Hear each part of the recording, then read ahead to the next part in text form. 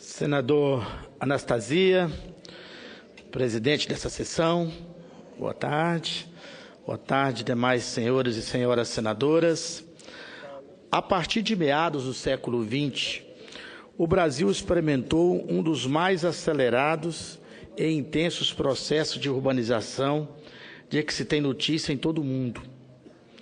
Em nosso imenso território predominava uma rarefeita população rural e apenas pontilhavam aqui e acolá, sobretudo ao longo do litoral, cidades escassamente povoadas.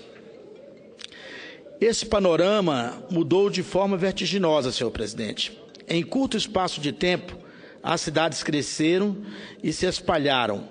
A população se avolumou e ganhou o feitio urbano, em espaços que foram sendo ocupados sem planejamento prévio. Em decorrência direta, advieram inúmeros problemas impactando negativamente os serviços públicos e a qualidade de vida. Mesmo em uma cidade como Brasília, Excelência, concebida pelo gênio arquitetônico e urbanístico de Lúcio Costa e Oscar Niemeyer, detalhadamente planejada, os efeitos da superexpansão demográfica e territorial foram sentidos de forma aguda. Hoje temos problemas relacionados à oferta presente e futura de água e luz. Vivemos angustiados pela insegurança. Lidamos com imensos problemas fundiários e, não por último, deparamos uma situação caótica referente ao número de automóveis e ao Foi-se o tempo, senhoras e senhores senadores, em que nós, os que habitamos nessa bela capital federal, dispunhamos de um trânsito civilizado, que fluía sem grandes transtornos, por vias largas e bem pavimentadas. Todo cidadão brasiliense percebe na própria carne os efeitos cotidianos das complicações do trânsito, seja ele um usuário do automóvel particular, seja do sistema de transporte coletivo. Como o trem ou o metrô, seja ainda adepto dos meios alternativos e sustentáveis de transporte, como as bicicletas. Em todo caso, ele observa contínuas retenções, quebras de maquinário, filas, superlotação e uma grande satisfação. Cedo, Vossa Excelência, é um caos poder o trabalhador que mora nas periferias chegar aqui no centro, né? O resultado, senhor presidente, é aquele observado em qualquer metrópole brasileira: caos. São frequentes os acidentes, as depredações de equipamentos urbanos, públicos ou particulares, as greves do sistema ou contra os maus serviços prestados, os conflitos de toda a ordem, a sobrecarga na área de saúde, a consolidação da perversa indústria das multas, entre vários outros problemas. Pagamos hoje pelas decisões equivocadas do passado. Brasília fora concebida para 500 mil habitantes. Hoje nós temos na Grande Brasília 2,5 milhões. Se for pegar todo o entorno, nós temos 4 milhões de habitantes, né? Então é muita gente. Historicamente, nossa cidade privilegiou o automóvel, até mesmo em detrimento do pedestre. O transporte coletivo foi relegado a um segundo plano e, quando se tornou indispensável repensá-lo, tomamos medidas que não foram inovadoras e não se mostraram adequadas ao perfil de Brasília. O transporte coletivo, baseado em ônibus, não trouxe eficiência ao deslocamento. Muito pelo contrário, em vez disso, consolidou um lobby, Vossa Excelência, poderoso, capaz de frear iniciativas que relativassem a sua influência e o seu predomínio, o lobby das empresas de ônibus. O governo anterior avançou no combate a essa estrutura arcaica, mas não o suficiente para introduzir modificações no próprio modelo. O chamado veículo leve sobre trilhos, o VLT, foi aclamado como uma das melhores opções técnicas para o transporte de Brasília, mas até hoje, lamentavelmente, não saiu do papel. Cabe lembrar que, caso fosse seguido o cronograma original, já estaríamos desfrutando de suas vantagens. E quais são elas? Em primeiro lugar, a capacidade de transporte de um VLT é muito superior ao do ônibus e também do BRT, transporte rápido por ônibus. Enquanto esse último acomoda cerca de 150 pessoas, o VLT transporta com segurança e conforto 400 pessoas. E nós que andamos aí pelo mundo vemos que o VLT é uma alternativa adotada em várias capitais mundiais, em várias grandes cidades, com grande sucesso. Então, acredito que o nosso país deva seguir esse exemplo também. E a nossa capital não pode ficar para trás.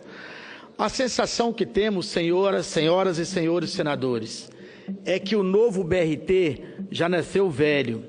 Além de se valer da mesma matriz fóssil de combustível, ele ocupa parte considerável das pistas e enfrenta o mesmo problema de superlotação, o qual, aliás, pôde ser observado em loco pelo governador Rodrigo Hollenberg, que nele viajou há poucas semanas. O governador mostrou com esse gesto duas coisas. Primeiro, que está interessado em saber como está na prática a vida do cidadão brasiliense, que viaja por meio do transporte público. Segundo, que está atento à necessidade de viabilizar mecanismos mais eficientes para o transporte coletivo do Distrito Federal. São duas boas notícias e nos faz crer que a autoridade máxima de nosso Estado não hesitará em apoiar iniciativas que contribuam para melhorar um dos aspectos da vida urbana que mais asfixia os brasilienses, o seu transporte público, que é muito ruim. Trata-se de um grande desafio, em que pesa a diminuta extensão territorial, o fenômeno da conurbação com municípios vizinhos de outros estados da Federação traz implicações de variada ordem para o Distrito Federal. Isso confere um nível de complexidade às políticas públicas sem paralelo em outras regiões do país, Vossa Excelência. Há, felizmente, alternativas viáveis, e o VLT é certamente uma delas. Técnicos apontam que poderíamos ter ao menos duas linhas. Uma delas cobriria a distância entre a Praça dos Três Poderes e o Memorial JK. Penso que seria de grande utilidade pública ao contribuir para reduzir drasticamente o número de carros no centro da cidade e facilitar a vida dos cidadãos que aqui trabalham. Além disso, o custoso e polêmico projeto de construção de garagens subterrâneas seria adiado ou mesmo abandonado, que é um projeto de garagem subterrânea aqui na Esplanada.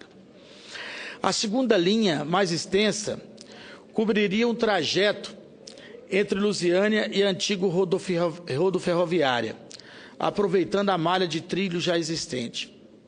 Cerca de 600 mil pessoas fazem esse percurso diariamente, atravessando as localidades de Valparaíso, Santa Maria, Catetim, Parkway, Núcleo Bandeirante, Guará e Ucia, setor de indústria e abastecimento, gastando 2 horas ou mais para fazer esse percurso, Vossa Excelência. Imagina a dificuldade como que chega esse trabalhador em seu ambiente de trabalho, super cansado e estressado, né? Com o VLT, o percurso poderá ser transposto em cerca de 50 minutos. Então, por isso, é uma alternativa inteligente que rogo que o nosso governador Rodrigo Hollenberg o adote, porque em Brasília a gente peca muito por um trânsito muito caótico. Senhoras e senhores senadores, Brasília é a capital do país. Torná-lo um modelo na área de transporte público é oferecer um cartão de visita que tem muito a dizer sobre o Brasil que queremos. Como senador da República, este é um dos meus projetos. Como membro da Comissão de Serviços de Estrutura, irei propor audiências públicas para debater esse assunto. Representantes da sociedade civil, autoridades do setor acadêmico e especialistas serão chamados a um debate franco, aberto e produtivo, ao qual certamente também estarão presentes o governador Rodrigo Hollenberg e o ministro da Cidade, Gilberto Kassab, meu companheiro de partido.